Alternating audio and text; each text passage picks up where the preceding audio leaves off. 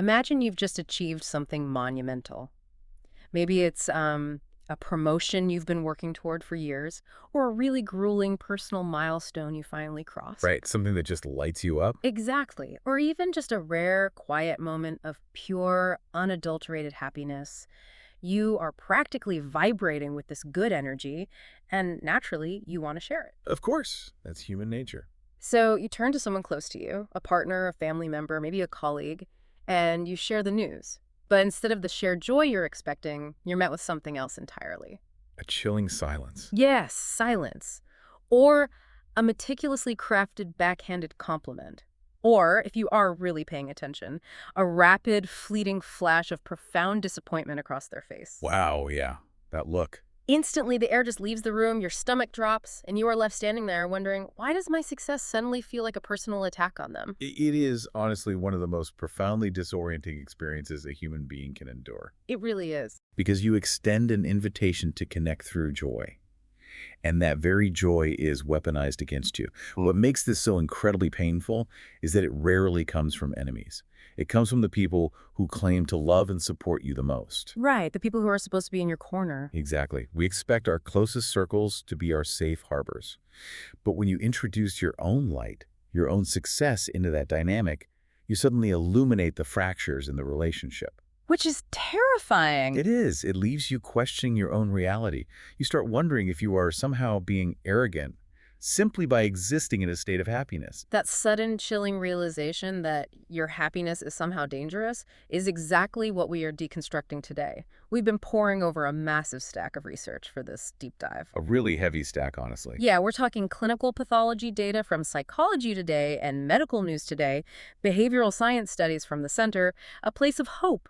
We also looked at this huge data set from psych tests. And those gut-wrenching survivor accounts from Reddit forums. Yes, those were intense, because our mission today is to take a microscope to the psychology of interpersonal resentment, envy, and emotional manipulation. We want to get into the minds of those who pull others down. To really explore the unconscious mechanisms of toxic relationships. Right. And to unpack the clinical realities of covert narcissism. I'm so glad you're here to walk us through this, because we really need a clinical, trauma-informed lens for this. I'm glad to do it, because we have to look at this not just as a collection of bad behaviors, but as a complex systemic pathology. What do you mean by that? Well, envy is often misunderstood as a simple fleeting emotion, Right. a temporary pang of wanting what someone else has. But when it becomes a pattern, it points to profound emotional fragility. Like a structural issue. Exactly. We are looking at a structural collapse of the ego. Yeah. And we are going to explore what that actually does to the nervous system of the person on the receiving end. Okay, let's unpack this. Let's start with the architecture of this resentment. A lot of people listening are probably familiar with crab mentality, the crabs in a bucket phenomenon. Right. It's a very common metaphor. The concept is that if you put a single crab in a bucket, it can easily climb out and escape. But if you put a bunch of crabs in a bucket together, The moment one reaches the rim and tries to pull itself to freedom, the others will reach up, grab it, and pull it back down into the mass. exactly. And we see this play out everywhere. In workplaces, families, social circles. In a corporate environment, it's the colleague who conveniently forgets to CC you on a crucial email right before your big presentation. Or they subtly spread rumors about your ambition. Right. Or in families, it's the parent who minimizes a college acceptance letter by asking how much debt you're going to rack up. Or the sibling who brings up your past failures the moment you celebrate a new relationship. Yes. But I'm struggling with this. If someone claims to love you, or at least share a mutual goal with you in a workplace, wouldn't your success benefit them? You would think so, logically, yes. Why would they sabotage a good mood or a shared victory? How does someone process your promotion or your happiness as an actual attack on their own well-being? I mean, is that what's actually happening in their brains? It is. It happens so predictably because it relies on a very specific cognitive distortion. In behavioral science, we call it zero-sum bias. Zero-sum bias, okay. This is a scarcity mindset applied to human emotion and success. The unconscious belief is that success, happiness, and love are finite resources. Like there's only a limited amount of oxygen in the room. Exactly. If there's only so much oxygen in the room and you take a deep breath to celebrate a win, The envious person feels like they are literally suffocating But why? If they have their own life, their own oxygen. because it isn't about the shared reality. It is entirely about their internal baseline. When people lack internal validation, when their self-esteem is fundamentally hollow, they cannot measure their worth by their own internal metrics. They don't have that inner voice. Right? They don't have a stable core that says, I am inherently valuable. Therefore, they have to rely entirely on external social comparison to know who they are. They constantly survey the environment to see where they rank. Ah, I see. In their unconscious psychological framework, your elevation is instantly processed as their demotion. Wow. So if I get a promotion, I'm not just moving up. To them, I'm pushing them down. Yes. If you find a happy relationship, it violently highlights their loneliness.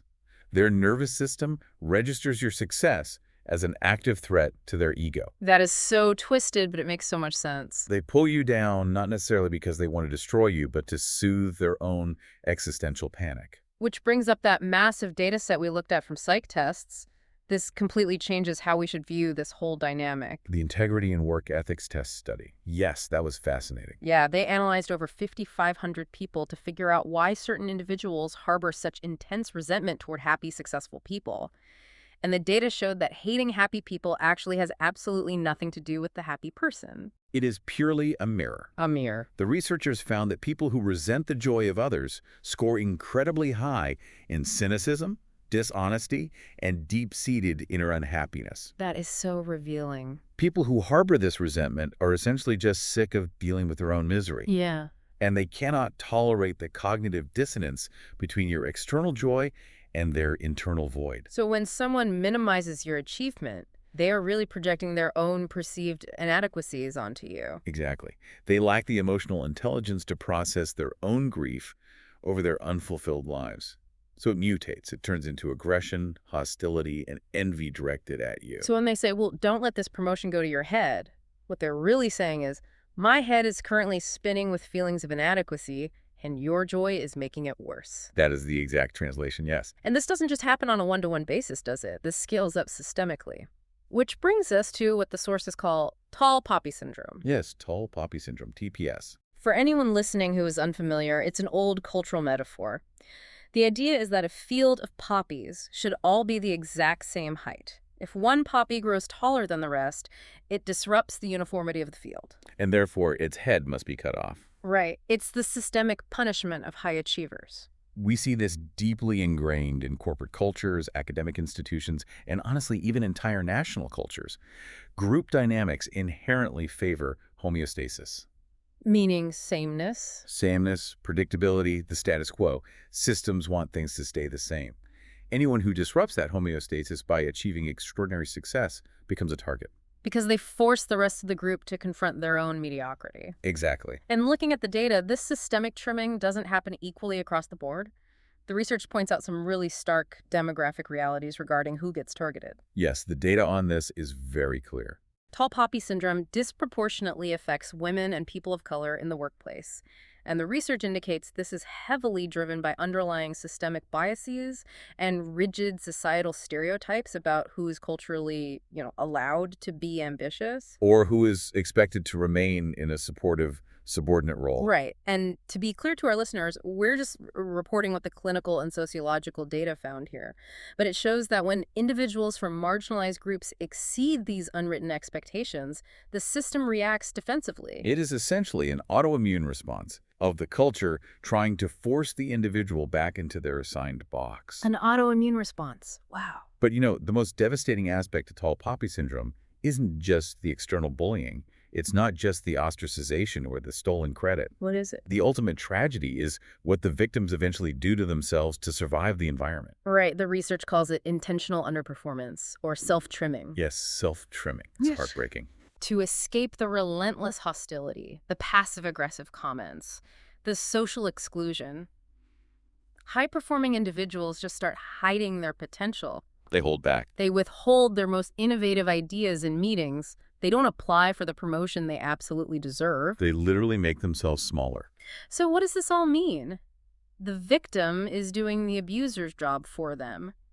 We're literally shrinking ourselves to make other people feel comfortable in their smallness. It is classical conditioning happening in real time in the workplace. How so? Well, If every time you shine you are struck down, your nervous system learns that shining is dangerous. You learn to equate success with social isolation and psychological pain. And the brain hates pain. Right. The brain's primary job is to keep you safe, not to help you reach your full potential. So to protect yourself from the pain of being ostracized, you dim your own light. You self-silence. And the whole world loses out on their brilliance. All to protect the fragile egos of the collective. Now, researchers actually ran the numbers on thousands of people using a multivariate regression analysis to see what factors might protect someone from this systemic trimming. And they found a really strange paradox. The education paradox. Yeah. Education acts as a double-edged sword. On one hand, higher educated individuals are more prone to fall victim to tall poppy syndrome simply because their education makes them stand out. They're a taller poppy right out of the gate. Exactly.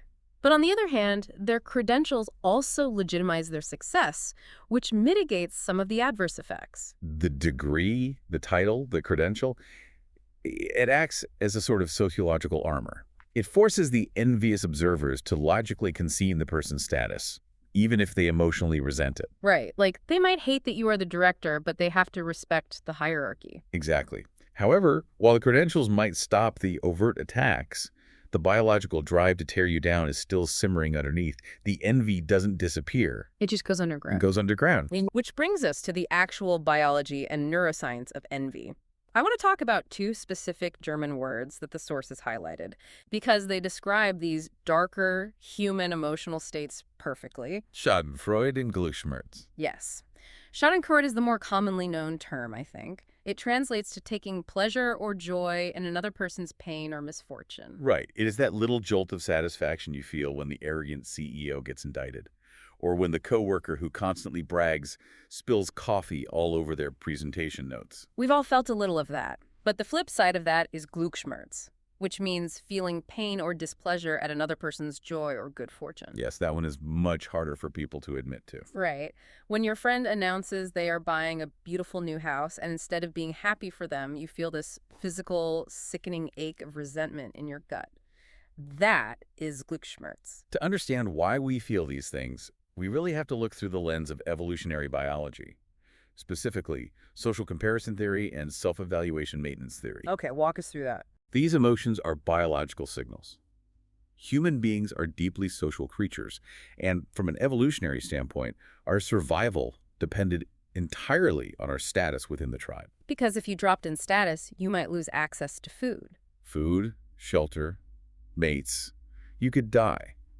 So our brains developed an acute, hypersensitive radar to where we rank compared to everyone else. So we're always tracking our standing. Constantly. When someone else achieves something great, it threatens our relative status. Glücksschmerz is the psychological pain of that perceived drop in status. And Schadenfreude? Schadenfreude is the relief of seeing a rival drop, which secures our own position. Okay, I want to drill down into a very specific clinical distinction the sources highlight, because we use the words jealousy and envy interchangeably in everyday conversation. We do, but clinically they are totally different mechanisms. They are entirely different psychological landscapes. No, so? Jealousy involves three parties. It is the fear of losing something you already possess to a third party. Like a romantic rival. Exactly. A classic example is a romantic relationship. You have a partner, and you fear a rival's going to take them away.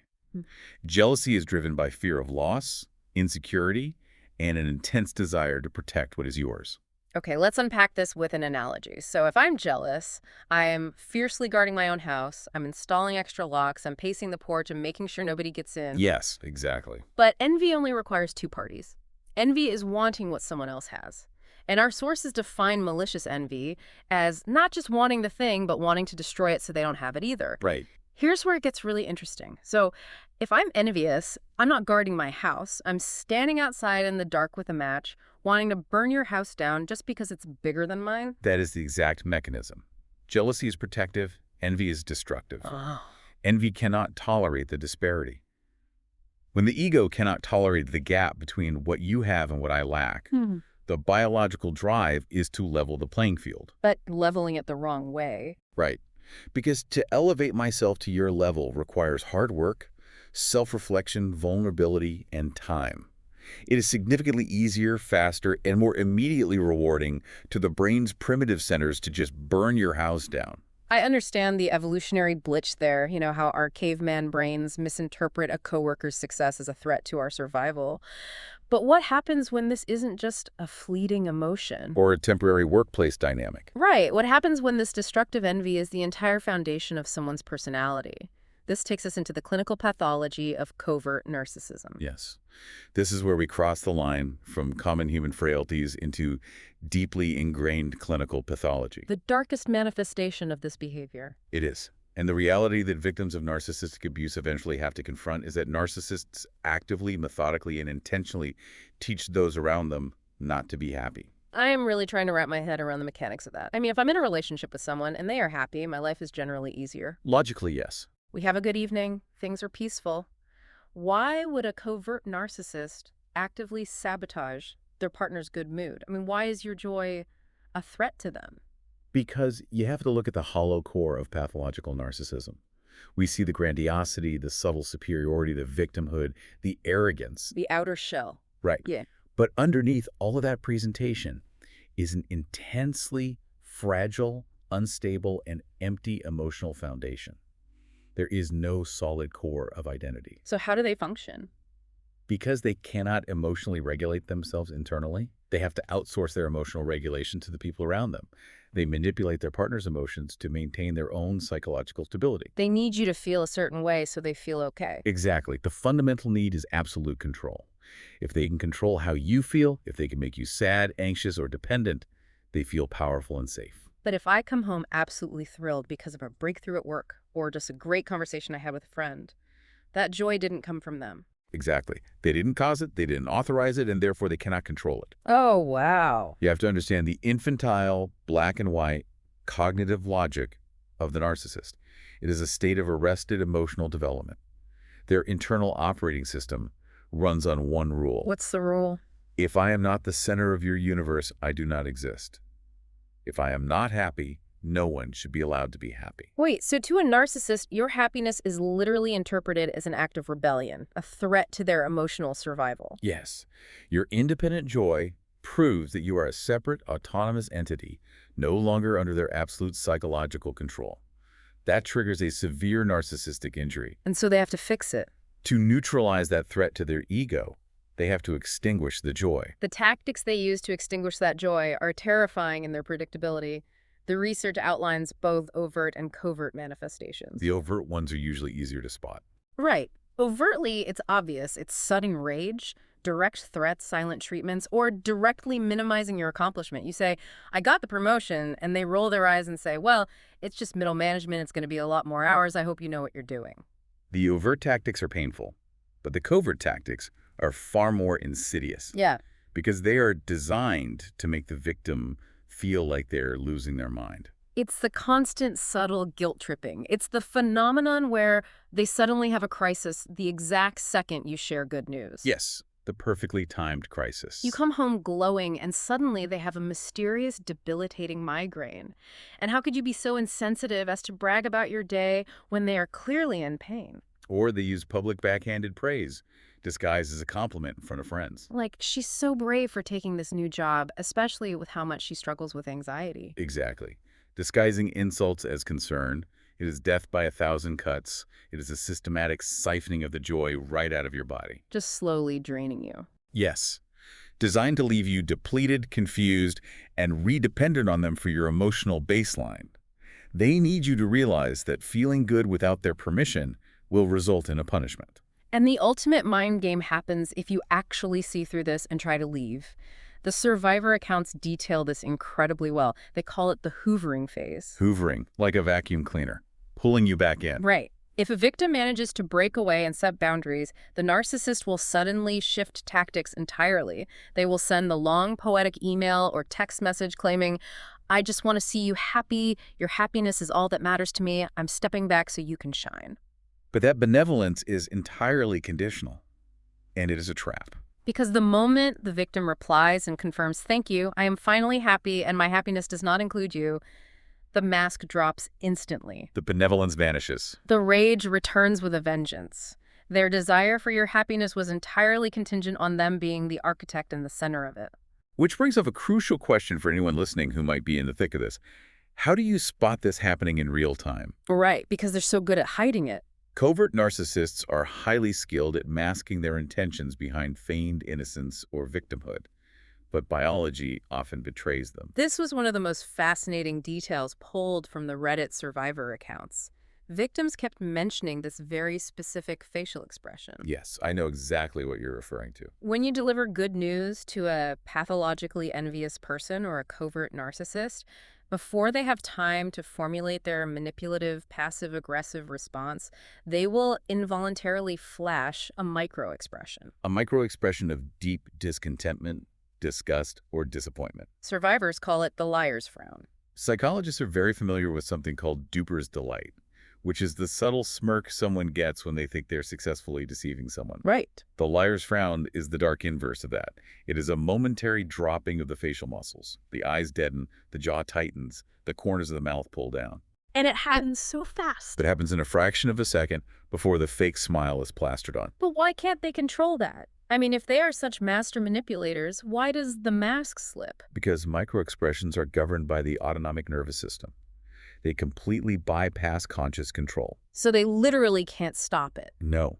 What you are witnessing in that split second is the sharp, immediate, visceral activation of their inner shame. Your unearned achievement in their eyes forces them to confront their own perceived lack. Wow. Before their conscious brain can say smile and offer a backhanded compliment so you look like a supportive partner, their body registers grief and rage. That flash of disappointment is the truest, most unfiltered representation of their internal state. Catching that liar's frown can be a massive, paradigm-shifting wake-up call for victims. But living in an environment where you are constantly subjected to this psychological warfare, it has to take an enormous physical toll. Absolutely. We promise to look at the somatic reality of this abuse, what actually happens to the body and the brain of the victim over time. This is where the emotional resonance really peaks. Through endless cycles of love bombing, unexpected withdrawal, and targeted devaluation, the victim's nervous system is systematically rewired. Rewired. Yes. We have to look at the vagus nerve, which is a key component of our parasympathetic nervous system. It's responsible for regulating our threat responses and bringing us back to a state of calm. Okay. In a toxic dynamic, the vagus nerve becomes chronically dysregulated. You are living in a permanent state of hypervigilance, constantly scanning the environment for the next threat, the next mood swing, the next punishment. You are constantly waiting for the other shoe to drop, even when things are quiet. Especially when things are quiet. That sounds exhausting. But the most devastating physiological consequence of all, and this is something that takes years of trauma therapy to undo, is that the victim's brain begins to view their own happiness as a danger signal. Wait, let that sink in for a second. Your brain actually codes the feeling of joy as an incoming threat. How does that happen? The nervous system learns through association and classical conditioning. If 100 times in a row, a feeling of pride, excitement, or joy is immediately followed by a punishing emotional attack, The body adapts. the body adapts. The brain links the biological sensation of joy with impending trauma. Oh my God. Eventually, the moment the victim starts to feel happy, their sympathetic nervous system, the fight-or-flight response, hits the brakes.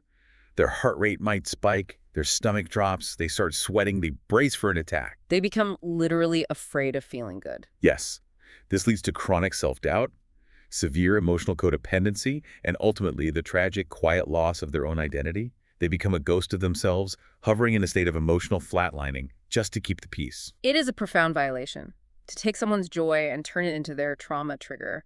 But we aren't going to leave you in the dark. No, we have to talk about how to get out. Exactly. We know the mechanisms behind this now. We know why it happens, so we are pivoting to the architecture of escape. How does someone break free from this somatic trauma? It requires a very intentional strategy. How do you stop the cycle of self-trimming and reclaim your joy, especially when you are entangled with someone you might not be able to immediately cut off, like a co-parent or a boss? The first and most tactical tool in the clinical arsenal for dealing with unavoidable toxic individuals is the gray rock method. Gray rock. Presenting a flat, unreactive, completely uninteresting persona, you become the most boring object in the room. Precisely. You give short, non-committal answers. Yes. No. I see. You do not share your successes, your fears, your deep thoughts, or your emotional reactions. You just give them nothing. You become emotionally impenetrable. This sounds simple in theory, but from what the survivor accounts describe, it is agonizingly difficult to maintain. Why does it work, and why is it so hard to execute? It works because it starves the narcissist or the envious person of their primary resource, Yeah. emotional supply. Remember, they require your emotional reaction, whether it's joy they can crush or pain they can cause to regulate their own fragile ego. If you give them absolutely nothing to react to, they cannot feed off you. But why is it so hard to do? However, it is incredibly difficult to maintain because human beings are wired for connection. We want to explain ourselves. We want to defend our character. We want to ask, why can't you just be happy for me? But asking them that question is essentially asking a colorblind person to see the color red. It's not just a waste of energy. It's actively handing them the exact emotional reaction they are looking for. Exactly. When you engage, you give them your desperation and your focus. A warning, though. When you first implement gray rock, the abuser will likely escalate their behavior. Why? It's called an extinction burst. When a rat in a cage presses a lever for food, and suddenly the food stops coming, the rat doesn't just walk away. It presses the lever frantically, harder and faster, trying to make the machine work again. Wow, that's exactly what it feels like. The abuser will provoke you, insult you, and escalate their tactics, trying to force you to react. You have to weather that storm and remain completely unresponsive. Eventually, they will get bored and seek their emotional regulation elsewhere. But surviving the gaslighting during that process requires an anchor to reality. When an abuser is constantly minimizing your reality, telling you that your memory is wrong, that your success is a fluke. Or that you are the abusive one. Right. Your brain starts to cave in. Which is why the second crucial strategy is establishing cognitive anchors. Cognitive anchors. Yes. In an environment defined by psychological manipulation, your memory becomes compromised. You start to internalize their toxic narrative.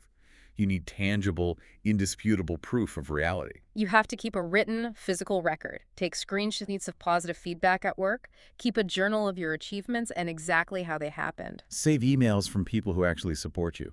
Right. When the abuser tells you that you are incompetent or that nobody actually likes you, your brain needs a physical anchor to prevent that lie from taking root. You look at the paper and you say, no, here is the proof. This is fundamental reality testing, and it connects directly to the necessity of building parallel communities. Parallel communities. Isolation is the abuser's primary tool of control. They systematically cut you off from friends, family, and colleagues so that they are the only voice in your life. And when they are the only voice, their voice becomes your inner monologue? Precisely. The antidote to isolation is connection. You have to build networks entirely outside of the toxic environment, populated by people who have absolutely no connection to the abuser. Join a professional networking group, start a martial arts class, get into group therapy, join a local running club. You need spaces where people will actively, authentically celebrate your wins, because you have to retrain your nervous system. You have to provide your brain with new, positive data, proving that joy can be shared safely without an impending punishment. Exactly. But to fully engage with those new communities and truly heal, victims have to confront the hardest emotional revelation of the entire recovery process. And what is that? You have to let go of the change illusion. The change illusion. You have to grieve the potential of what their relationship could have been. Yes. You have to grieve the hard, cold, clinical fact that the pathologically envious person is simply mentally and emotionally incapable of sharing in your joy. They just can't do it. They do not possess the psychological hardware for it. Yes. You must stop waiting for their approval because it is never going to come. And even if they fake it for a moment, it is a manipulation. That is a tough pill to swallow. It is. Letting go of the hope that they will wake up one day, realize your worth, and be the supportive person you deserve is incredibly painful. It is a profound grief. But letting that hope die is the only way to set yourself free. Dr. Gregory Jantz, the founder of the center, A Place of Hope, emphasizes this through his concept of whole person care. Yes, whole person care is crucial here. Healing from this kind of systemic emotional manipulation and trauma doesn't just happen by reading a book, changing your mindset, or practicing breathing exercises. You are treating a holistic injury. It affects everything. You have to treat the emotional trauma of the abuse, the physical toll on your dysregulated nervous system, the relational damage of isolation, and the spiritual dimensions of losing your core identity. It requires comprehensive, intentional healing, often with professional trauma therapists who understand covert abuse. It requires rebuilding the self from the ground up, brick by brick. In an environment of absolute safety and authentic validation. Yes. So let's bring this all together. Interpersonal resentment, whether it shows up as the crab mentality in your corporate office, the tall poppy syndrome embedded in your culture, or the devastating, intimate, emotional abuse of covert narcissism in your home. It is fundamentally a projection of the abuser's internal void. It is their sickness. It is not your flaw. You are not responsible for shrinking yourself to fit into the tiny box of their scarcity mindset. We spend so much of our time and energy analyzing how to defend ourselves against these dynamics. We study the covert tactics, we learn to gray rock, we meticulously build our cognitive anchors against those who hate to see us shine. We spend a lot of time playing defense. We do. But consider this. What if the ultimate form of rebellion, the absolute most impenetrable armor you can build, isn't fighting back or arguing your worth or trying to prove them wrong? What is it then? What if the ultimate rebellion is simply daring to be relentlessly, audaciously, and unapologetically happy in a world that constantly tries to trim you down? Wow. Your joy isn't just your fundamental right. In the face of narcissism and pathological envy, your joy is your ultimate victory. I cannot think of a better, more powerful place to leave it. Thank you for joining us on this deep dive into the hidden mechanisms of the human mind. Thank you for having me. Stop shrinking to make other people comfortable. Stop trimming your own petals to make the weeds feel taller. Step out of the bucket, protect your peace, and let the tall poppies bloom. Until next time.